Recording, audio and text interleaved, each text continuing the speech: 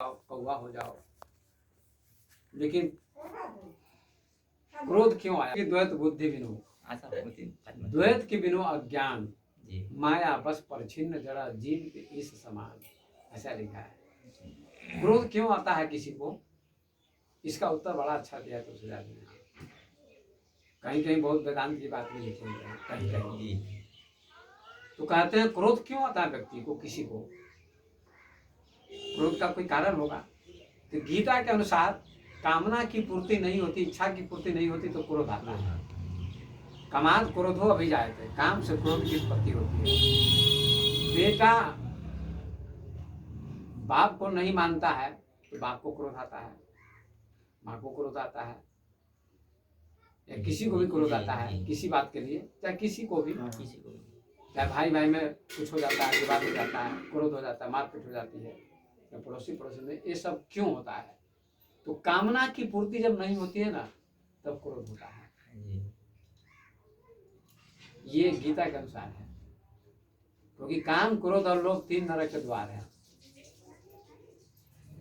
त्रिविधम नरकस्येदम द्वारम नाशनम आत्मना। काम और क्रोध और लोभ तीन नरक के द्वार हैं। तस्मात् एतम त्यजेत, त्यजेत, इन तीनों का त्याग करके आगे बढ़ो, तो कहते हैं। ये गीता के अनुसार कहा गया है। और रामायण के अनुसार क्रोध क्यों आता है? द्वैत बुद्धि के कारण क्रोध आता है। क्रोध की द्वैत बुद्धि, द्वैत बुद्धि होती है तभी क्रोध आता है। द्वैत माने दो, हम और आप है, किसी बात के लिए विवाद हो सकता है। एक बात कहते हैं तो दो है तभी ना विवाद होगा।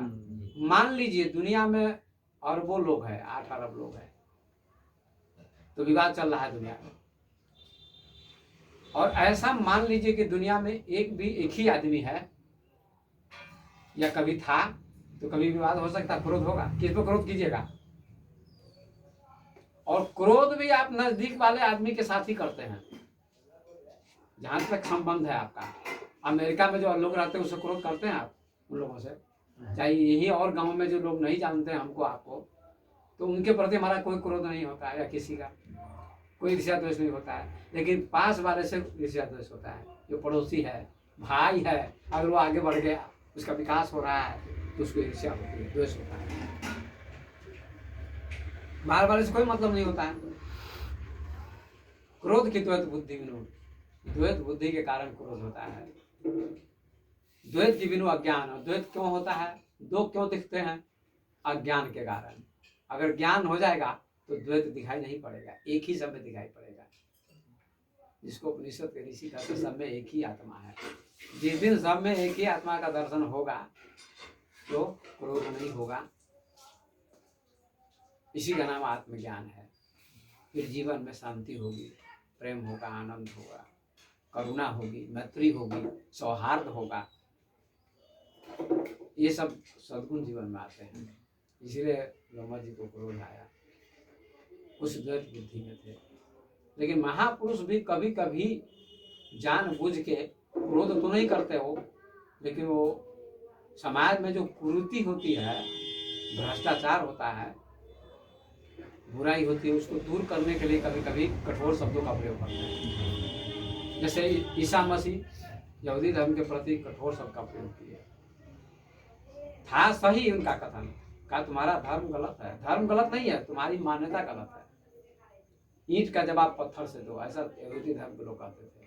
कहते ये गलत बात है, सबसे प्रेम करो, लव इज गॉड, ऐसा ईसा मसीह कहते थे। लोग उनके विरोधी हो गए। उन्होंने तो सत्य कहा, लेकिन उनके विरोधी हो गए।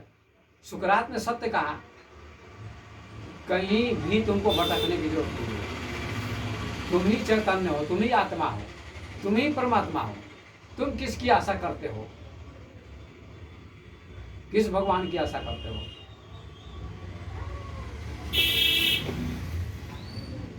इस बात से खलबली मच गई, उनको मृत्युदंड दिया गया, जहर दिया गया।